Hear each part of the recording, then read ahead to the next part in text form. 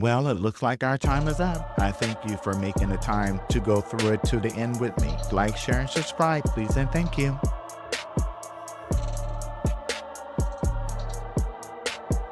Hey y'all, welcome back to my channel. I am the Divine One and I'm bringing you yet another assortment. Hey y'all, welcome back to the channel. When I tell you Los Angeles done turned into Latino Gotham, ICE agents kicked down tamale carts like they were searching for El Chapo in a churro stand, and baby, the National Guard done rolled up like it's Coachella for fascists. Oh yes honey, June 25th gave us riot culture and federal cosplay. ICE came busting through bodegas like they were auditioning for Law and Order Maga Victims Unit. Meanwhile, Trump and Pete Hegseth were in Washington trading martial law fantasies like Pokemon cards. And this is the gag. The same Latinas for Trump crowd that was shaking maracas and red hats just 3 months ago, they were out here goop gagged and grabbed. And not in a good way. See, this ain't just about ICE. This is about betrayal. This is about what happens when you dance to the devil's playlist and act surprised when he steps on your neck during the salsa. So let's talk about it. The raids, the military pageantry, the silence from Latino conservative influencers, and the bittersweet reality that when fascism pulls up with receipts, it don't check for who you voted for. Grab a seat, a snack, and maybe your immigration paperwork, because we're about to melt ICE and the delusion that brought them to your doorstep. But first, as usual, we have some TikToks. You know how we do over here, and there will be commentary at the end. Let's go. Are you ready for it?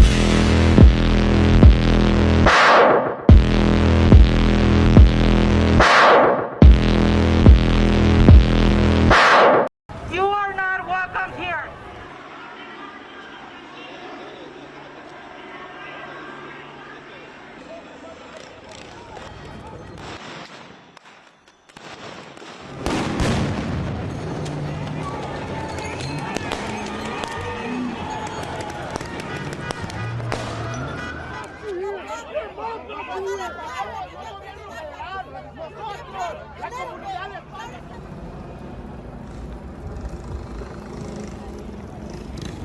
Water in my bag.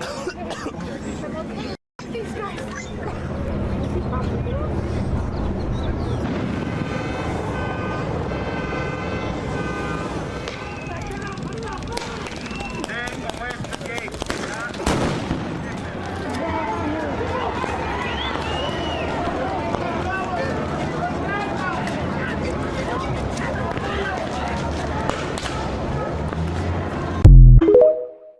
Here's what President Trump had to say about the riots that are currently kicking off in Los Angeles, California. What's his plan? Is he going to actually invoke the Insurrection Act? Take a listen to this. I rarely do this, but I'm giving you two for the price of one. We have Marco. And I said, come on, let's go see the fake news and enjoy ourselves. Get a couple of nice questions. How are you? Who would like to ask a question? Mr. President, on California, are you prepared to invoke the Insurrection Act? Depends on whether or not there's an insurrection. There is, sir? No, but you have violent people, and we're not going to let them get away with it. Given if you don't plan to invoke the Insurrection Act, do you plan to send troops to Los Angeles? What? Even if you're not planning to invoke the Insurrection Act, do you still plan to send troops? Well, we're going to have troops everywhere. We're not going to let this happen to our country. We're not going to let our country be torn apart like it was under Biden. What is the bar for sending Marines to The bar is what I think it is. I mean, if we see danger to our country and to our citizens, we'll be very, very strong in terms of law and order. It's about law and order. Sending active Marines on the table, sir. Secretary Hegseth. We're going to see what we need. We'll send whatever we need to make sure that it's law and order. Mr. President, do you foresee those protests spreading to other cities, Chicago, New York, for example, in the next few days? Yes, we're going to be watching it very closely. And when they spit at people, you know, they spit. That's their new thing. They spit, and worse, you know what they throw at them, right? And when that happens, I have a little statement. They say, they spit, we hit. And I told them, nobody's going to spit on our police officers. Nobody's going to spit on our military. California officials could face federal charges if they stand in the way of the deportation, something that Holman may have suggested. If they stand in the way of law and order, yeah, they will face charges. Thank you very much. And there you have it. President Trump backs the blue, which is one of the reasons I voted for him. Let me know what you think in the comments. I'll see you soon. I wonder how you would characterize the events that are unfolding in Los Angeles right now. Is it an emergency? Is it Fox News is calling it the LA riots? Is it a peaceful protest? What's happening and what are you seeing? Well, I mean, look, Donald Trump has created the conditions you see on your TV tonight. He's exacerbated the conditions. He's, lit the proverbial match. He's putting fuel on this fire ever since he announced he was taking over the National Guard. An illegal act, an immoral act, an unconstitutional act, and we're going to test that theory with a lawsuit tomorrow. Well, I was going to ask you that. Sorry to interrupt you, but Governor, so that's news. If you're going to sue the administration, tell me a little bit about it. Give us a preview of this lawsuit. Well, under his executive order, it specifically notes, and under what the DOD did, is they had to coordinate with the governor of the state. They never coordinate with the governor of the state. I've worked with the National Guard. We've deployed the National Guard. We did 3,000+ folks have been doing logistics work and fire recovery work, and they're fighting the fires, the rattlesnake teams. We did the same back in George Floyd. We have no problem working collaboratively in a mutual aid system with local law enforcement, but there's a protocol, there's a process. He didn't care about that. And the worst part, he completely lied. He said in a tweet that everything's now safe, everything's fine. Is that the case, Mr. Trump? He said because he deployed the National Guard. The Guard hadn't even been deployed when he said this. It's Orwellian. Simply lying to people. Unconstitutional, illegal act. His mess. We're trying to clean it up. So, Governor, forgive me. I've got to sit down because I am not feeling well. Okay, so I know y'all remember her. That's Ileana Garcia, who I just recently found out is the leader and creator of Latinas for Trump. And she recently released a statement saying that the White House immigration crackdown was inhumane. Now, she said, "This is not what we voted for," State Senator Ileana Garcia said in a statement on Saturday. "I have always supported Trump through thick and thin. However, this is unacceptable and inhumane." Well, they did sign up for it, actually, and this is what I campaigned on. You politicians that are saying this, I don't know if you are saying this because you're hoping to get points back with your community, with your constituents who know that you sold them up the river, but it's not going to work. One, this is what you voted for. Do you not remember when this man held a rally and there was one person there that he didn't like at the rally? So he instructed the group of people to beat that person up and drag them out of the rally? Get her out of here. But there's a slob. There's a real slob. If he does that with somebody at a rally, what do you think he would do with the people that he has labeled horrible things that he says don't belong in this country? Y'all did know this was going to happen. This is what you voted for. This is what you wanted. Because if you didn't want this, there was another clear option of somebody who was not going to do any of this. And the fact that you're the leader of a group called Latinas for Trump, that is Latin women for Trump, says it all. I cannot believe that you decided to put out this statement. Girl, bye. I don't understand. This is not what we voted for. This is exactly what you voted for. No, how can he do this? I've supported him through thick and thin. We told you. No, he promised to only deport the dangerous Latinos, not the good ones. Oh, you dumb fucking bitch. Why are you being so mean? I'm being mean. We have to fight this together. Oh, now you want to fight together? I didn't think it was going to turn out this way. Haven't you been listening to all his speeches since 2016? No, this is not the Trump I voted for. He's exactly who you voted for. All we want is a better economy. That's all we want. We love this country. Oh God, I can't believe this. My parents were Cuban refugees. And you still voted for him. They came here for a better and safer life. Like every refugee, but that didn't stop you from founding Latinas for Trump, which is like the dumbest thing. It's like cockroaches for raid. You lack empathy, and you are dumb. So let me get this straight. Y'all really thought you were gonna push LA around? This is where Tonga women, like Toy Perina, planned rebellions in 1785 to push the colonizers and their missions off her land. This is where the first Chinatown built by Chinese Americans is. 18 Chinese men and boys were lynched here in 1871, and they still chose to rebuild. This is home to the LA garment strikes. In the 1930s, thousands of garment workers, mostly Latinas, walked out of shops in downtown LA for 26 days. They got a 40-hour work week and fair pay. This is where the Zoot Suit Rebellion was. White sailors and soldiers attacked Chicano youth. In 1943, they ripped their Zoot Suits right off their backs. But you better believe they fought back. And blacks and Filipinos were right there swinging with them.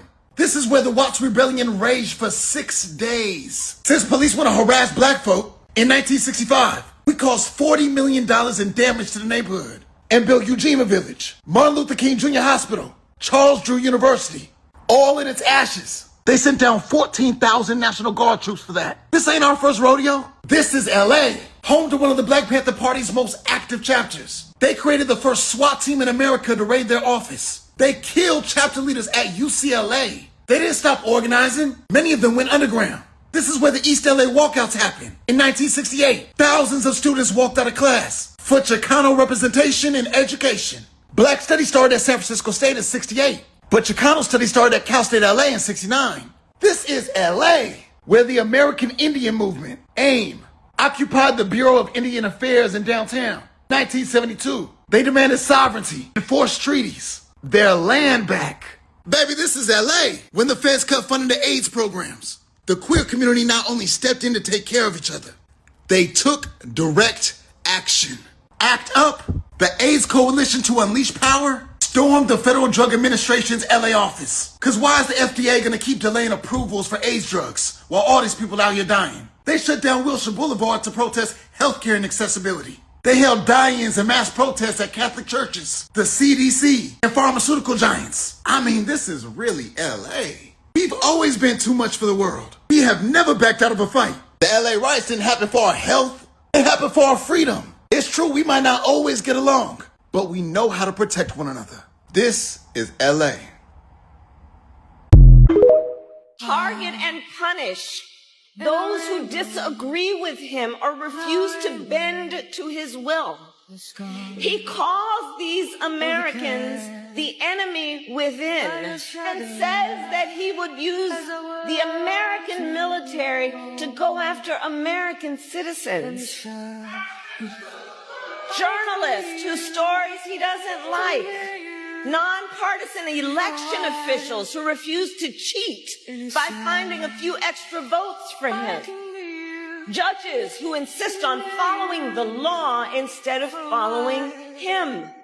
It is for reasons like these that General Mark Milley, the former chairman of the Joint Chiefs of Staff, Donald Trump's top general, has called Trump, and I quote, fascist to the core.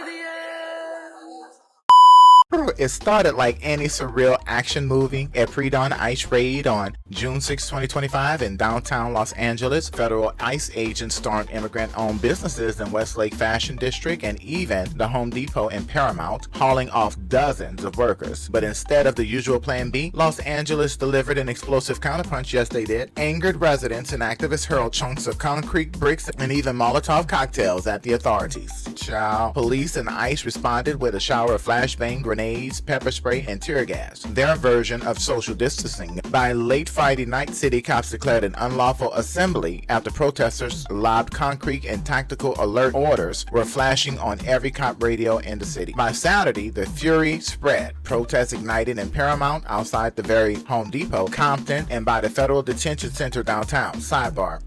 Compton sounds very familiar to me. Oh yes, I think there's some black Negroes that go sit your ass down. One Guardian report sums it up. 2 days of unrest in response to heavy-handed raids by Trump's ICE in downtown Los Angeles, and even in the heavily Latino suburb of Paramount. People used shopping carts to block intersections. Others chanted ICE go home. One LA Times account notes dozens demanding justice, some clashing with agents and vandalizing the buildings. Concrete was thrown at officers, forcing police to fire less lethal rounds back. Sidebar, I promise you there was not a black face in sight if they were using less lethal rounds, but never mind about that. But onward we go. By the weekend's end, authorities themselves admitted roughly 45 people were arrested in those 2 days of chaos, tear gassed and injured. Some were small business owners and community organizers, not faceless extremists. Meanwhile, City Hall was on fire. Even funnier, a second story was unfolding. A 2-mile baby stroller walk by the March of Dimes has shut down Grand Park. complete with Darth Vader dancers and a bubble machine. LAPD cruisers actually posed next to the Darth Vader bubble blowers, the only explosion that day involving profits and baby smiles. In short, the cops cared more about petty charity pageantry than protecting people from real violence. So cue the Maga soundtrack. By Saturday evening, President shit for brains. Y'all stupid ass president. President Chito Mussolini swaggered in with a federal hammer. He signed a memo federalizing 2,000 California National Guard troops under the Title 10 authority, essentially deputizing them to shield ICE agents and federal property. 300 guardsmen rolled into LA by Sunday morning, with more on the way. Hexlef, Trump's ex-TV star turned drunken Secretary of Defense, practically pounded the table. If the violence continues, active duty Marines at Camp Pendleton will also mobilize. They are on high alert, he boasted. He even went full demagogue on X. The righteous crowds are a dangerous invasion by cartels and terrorists, he claimed. A huge national security risk. This is called setting pretext for what's about to happen next. Welcome to Guillotine, Los Angeles, where your local Home Depot can end up in the War Powers Act. By Sunday morning, the scene was frankly dystopian. Dozens of guardsmen with rifles stood outside the federal courthouses and jail downtown, helmets, visors flipped up, and mirrored shades on, looking more like extras from a Hollywood action movie than protectors of peace. Yes, this is a real-life news coverage, not The Purge. Multi-agency patrols encircled the City Hall area, ostensibly to quell protests, while actual family charity events soldered by almost ignored. Every MAGA blowhard was tossing around the word martial law, and that's easy for them to do in their shithole cities until they are impacted by martial law, and then they'll be making a stream of TikToks complaining, I didn't know the leopards would eat my face too. The reality, Trump invoked a rarely used Title 10, not even the Insurrection Act, to federalize the Guard. By legal insider accounts, that move was almost unprecedented outside of wartime. The last time Title 10 was used was LBJ in 1965 to protect civil rights marchers. CNN's chilling take, we're walking a tightrope on civil liberties. But the White House simply quipped that these criminals will be arrested and swiftly brought to justice, as if marching journalists and child care volunteers are common enemy combatants. In practice, LA's version of civil unrest looked a lot like a traveling roadshow of the 82nd Airborne, carefully choreographed in front of TV cameras for maximum effect. Local leaders were livid. Governor Gavin Newsome screamed that Trump's takeover of the California Guard was not because there is a shortage of law enforcement, but because they want a spectacle. He told Californians, don't give them one. The always steady LA Mayor Karen Bass pointed out the obvious. By Saturday night, about 100 people total had protested. The protests were minor, so this is unnecessary, she fumed. In other words, your federal clowns unleashed an entire military parade over 100 protesters, currently to the tune of $154 million. And tell me again why the budget is exploding. Meanwhile, the MAGA mouthpieces were going wild. House Speaker Mike Johnson hopped on Fox News to praise Trump's actions as exactly what he needed to do. Closeted gay men really get on my nerves. Laws to enforce, rule of law to maintain. Well, except unless you're sitting over here plotting an insurrection after your first loss. I guess there's that. California's dim-witted boss can't do their job, so thank God Uncle Sam is saving the day. On cue, Vice President J.D. Vance, or as I call him, the man with the widest damn face you've ever seen, smeared the demonstrators as insurrectionists. Oh, so now Republicans know what that word is. Claiming half of America's political leadership now thinks border enforcement is evil. Prominent White House advisor Stephen Dracula Miller echoed that tweet. Yes, the same Mr. Commas guy who deleted some century-old tweets in 2017 for grammar. I wish that Stephen Miller paid attention to his wife as much as he paid attention to brown-skinned immigrants. Maybe Elon Musk wouldn't have stolen her from him. Allegedly. Suddenly, Saunders and Jefferson Beauregard Sessions were playing dress-up as 19th century cavalry generals, flexing the Insurrection Act like a party trick. Did Trump personally weigh in? Of course he did. Blasting at 3 a.m. on Truth Social that if Governor Gavin Newsome, the President of the United States, and Mayor Bass can't do their jobs, the federal government will step in to solve the problem. So much for big government, huh? That was his full-throated assurance to a city burning. Sit tight. I'm sending Marines if you misbehave. A random Republican strategist crowed, this is a statement of war against the United States, not foreign adversaries. Oh yeah, and White House Press Secretary Carolyn Leavitt whined that anybody who flashed a Trump 2024 sign at a rally was basically pleading to be arrested. Clearly, Team Maga was loving this full-court authoritarian press. Every news cycle became a tribute to strength. Fox News happily played along. The sidebar. Whoever the next Speaker of the House is, if they are Democrat, whoever the next President of the United States is, if they are Democrat, seriously needs to have a conversation about banning Fox News on our airways. However, back to Fox News, even suggesting Johnson's alignment with Trump was real leadership. None of them paused to notice one thing. Trump wasn't even in office during January 6th to send a guard, but suddenly when Antifa-adjacent Latinos threw a few bricks, the whole playbook flipped.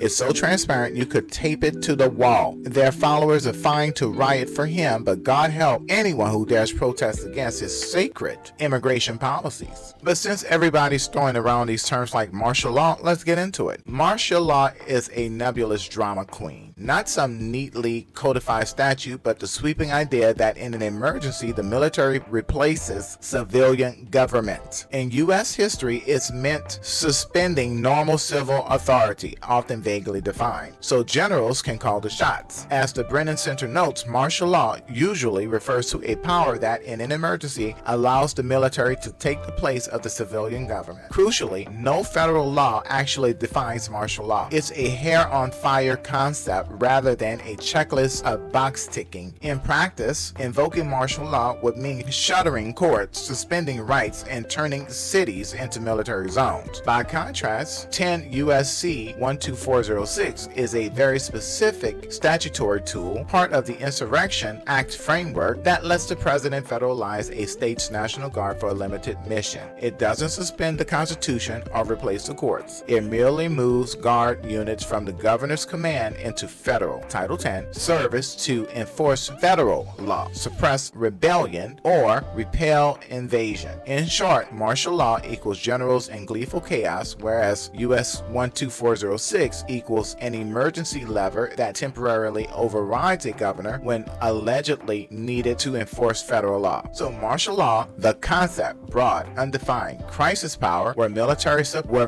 supplant civilians. Think General Marshall reading you your rights in combat boots. No statutory checklist exists, and the courts have warned it can't override courts or civil rights except under direct necessity. 10 U.S.C. 12406, a narrow written statute. It lets the president federalize Title 10 any state's guard when he claims a rebellion or obstruction of federal law is happening. Importantly, this law does not magically suspend the judiciary or give troops free rein to arrest civilians at will. It simply moves up to 2,000 guardsmen into federal hands in Trump's order for 60 days to protect federal personnel and property. The local sheriff, courts, and everyday laws stay on the books. President Trump's play was to invoke U.S. Code 12406 Title 10 and not say martial law, because martial law is a political grenade no one wants to catch. The June 7, 2025 presidential memorandum on Los Angeles is all about 12406. I hereby call into federal service members and units of the National Guard under 10 U.S.C. 12406 to protect ICE agents and federal facilities. By using the code word statute, he gets title of law enforcer, not dictator. Section 12406 let him bypass Governor Newsom's refusal because it explicitly moves the Guard to federal control. Title 10. No governor's permission needed. So, Newsome is effectively demoted to spectator. In short, Trump didn't declare martial law, which would have sent lawyers and citizens screaming. He used a hidden legal lever to federalize California's Guard under the pretext of quelling a rebellion. Let's roll the film. On January 6, 2021, when the Capitol was under siege, Trump sat on his hands. He never picked up the phone to call up the Guard. Top Guard commanders have testified he never called any military leaders to cut through the chaos. Meanwhile, DC Guard units waited 3 hours idling under sweaty helmets before the Department of Defense quietly approved sending them in, apparently fretting about optics. So, while rioters raided Congress with zip ties, the Pentagon froze. pros, thinking of camera angles. Fast forward to Los Angeles, June 2025. Within hours of bumping ICE raids turning fiery, Trump whips out the big toy. By Saturday night, a memo is inked, and by Sunday morning, 2,000 guards are on LA stoops. That's a speed few town planners could match. Trump's team blazed ahead because, unlike January 6th, this chaos involved foreign influence, yet brown people, and endangered ICE, a phrase that germinates Title 10 flowers. The Divine One can't help but note the contrast. His precious federal detainee functionaries get instant protection, yet on Capitol Hill, he left congressmen and women to fend off selfies with clowns. In Trump's world, a burning nation equals no action. A burning ICE center equals deploy, deploy, deploy. It's a hypocrisy so thick it deserves its own glossy poster. In Los Angeles, the guards shipped out overnight under 12406 Title 10, but in DC on January 6th, not even an order for 20,000 troops was signed. The Supreme Court's leniency about tribunals didn't keep Trump from granting quickie orders for ICE. Their warnings about rights meant zero, when he could photobomb the riot with tanks. And what does the Supreme Court have to say on martial law? Don't get overconfident, Mr. President. The courts have spoken. You can't just slap martial law on everything and stroll away. Ex parte Milligan, 1866, set the tone. It is unconstitutional to try civilians by military tribunals unless there is no civilian court available. Lambin Magellan was a plain citizen, not a soldier, and yet a Union general declared martial law in Indiana and tried him for treason. The court laughed that off. Even in wartime, with courts working fine, martial law kangaroo courts are a no-go. In other words, Uncle Sam can't ignore the judiciary just because he feels spooky. Here's another. Duncan V. Kanahamuku, 1946, gave martial law its marching orders too. After Pearl Harbor, Hawaii's governor tried a bare-knuckles version of martial law and handed civilians to military tribunals. The Supreme Court said, not so fast, Governor. The Organic Act may let the military act vigorously during invasion or rebellion, but it does not authorize supplanting all civilian laws or giving civilian court-martial trials when the courts can run.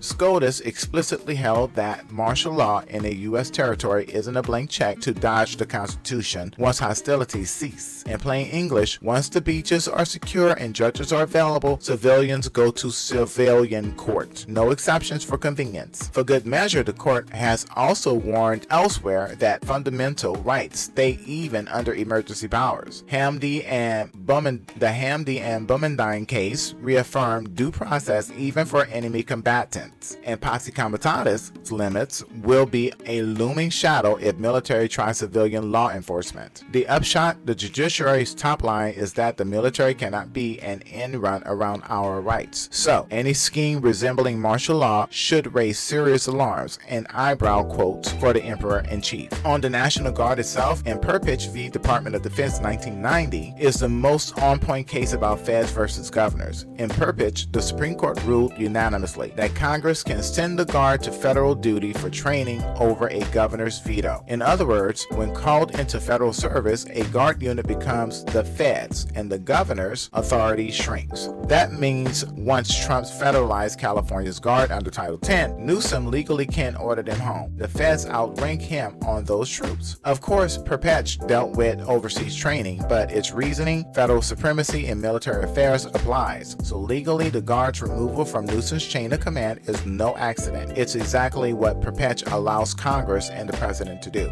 So what can the governor do? What can Newsome do? In a Shakespearean twist, the lawyerly remedy is to sue. Newsome could haul Trump's administration into federal court, crying foul under the 10th Amendment and the militia clause. He'd argue there is no actual rebellion or invasion here. The protests were unlawful assemblies, not armies. So deploying troops under Title 10 was baseless. If successful, a judge might issue an injunction or even void the order. Don't hold your breath. Courts tend to give the White House wide berth in emergencies. And Title 10's wording is broad enough that judges might choke on hard facts. Still, filing a lawsuit is one constitutional arrow in Newsome's quiver. Politically, Newsome can assemble a coalition of chorus. He'll pitch to Congress, media, and civil liberties groups. See how Trump's ignoring governors and trashing federalism? In theory, Congress could amend the Insurrection Act, or 12406, Title 10, to reinstate a state consent rule. In practice, with a GOP-led Congress, reform is as likely as tanning a vampire. More theoretically, he might withhold material cooperation. California could deny federalized guards access to state armories or intel. A calculated defiance, though, outright obstruction risks a constitutional clash or funding cuts. Symbolically, he could rally local forces, have state police or the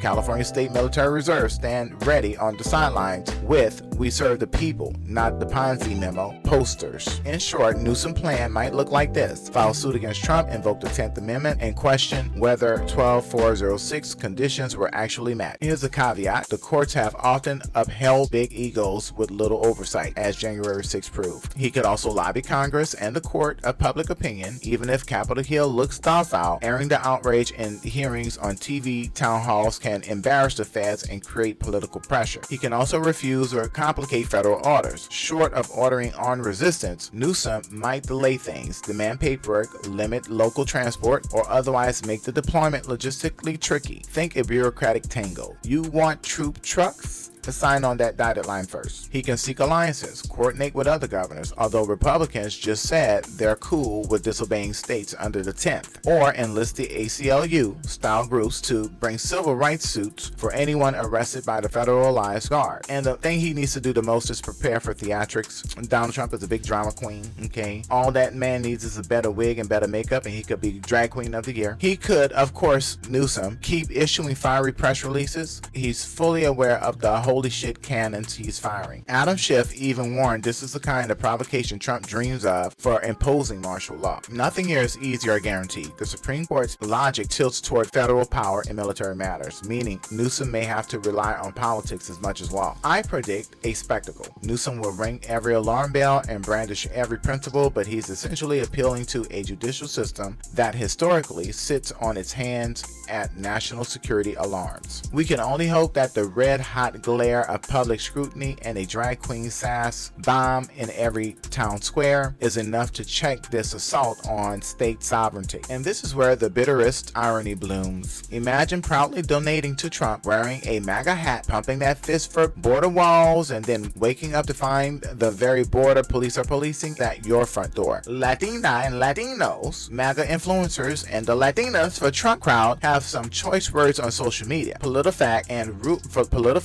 routers debunked a viral meme showing ICE hauling off a guy in a Latinos for Trump 2024 t-shirt. That image was a 2018 raid, doctored post 2024, but people still captioned it. "We warned you guys, Latino and Latinas for Trump supporters who voted for him are getting harassed too." Child. Even if the photo was fake, the sentiment says it all. These folks feel double-crossed, and rightfully so. Polls show that this isn't an isolated hissy fit. A Pew survey from late April found a 72% disapproval rating for Trump among Latino voters. Why? Because he just obliterated their communities too. Latinos who once saw a Republican victory as our win now feel utterly abandoned. As one Economic Times report bluntly put it, Latinos now feel betrayed over the scope of the immigration crackdown. That includes Cuban exiles and Venezuelan Americans who were the backbone of Trump's Florida coalition, saying now it's payback time. Sidebar: at the rate that he's deporting people, at the rates that ICE are going through every street,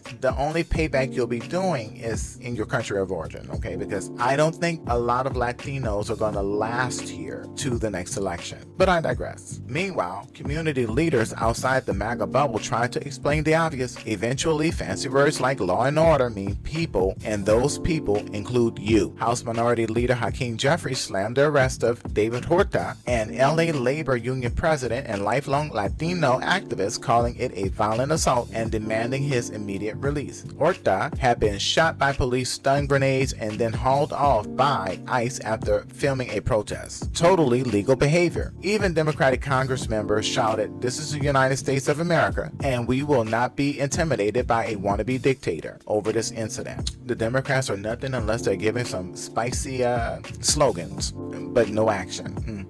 It's a textbook case of bait and switch. Latino conservatives backed hardline immigration stances only to find themselves living through their own nightmare version of those policies. Many now rue the day that they ever swapped Hispanic flags for those neon MAGA banners. Honestly, it's the kind of plot twist Hollywood screenwriters would never get away with. Latinos in LA are asking, all along this culture war, who's been paying the price? Answer, you. And what's the final act? Trump's tango with tyranny? So here we are, a city under siege by its own federal government and an American president celebrating it like a championship trophy. An American president who has grown tyrannical. The Los Angeles protests of June 2025 have been reduced to a tagline in history books about how a community's misplaced trust can become its undoing. I wouldn't let you off easy without highlighting the absurdity. Yes, sending Marines and bristling troops to patrol homegrown demonstrations is authoritarianism. Even Bernie Sanders warned it looks scary to see troops on our own streets. But for the Maga crowd, it's just another day's work. By the time we cut the cameras on this episode-length rant, remember this: the next time a Republican politician brags about tough on crime crackdowns, ask which community they have left to hurt. In LA, that turned out to be the Latino Americans who thought they'd found a friend in the wrong crowd. I surmise that the Latinos are surprised, for no other reason than they're not surprised that the leopards are eating their face. They thought they were leopards. Anywho, all that's left is the punchline, and I hope you got it. When Trump calls for strength, he's not talking about abroad. Sometimes he means in your own backyard. Well, it looks like our time is up. I thank you for making the time to go through it to the end with me. Like, share, and subscribe, please, and thank you.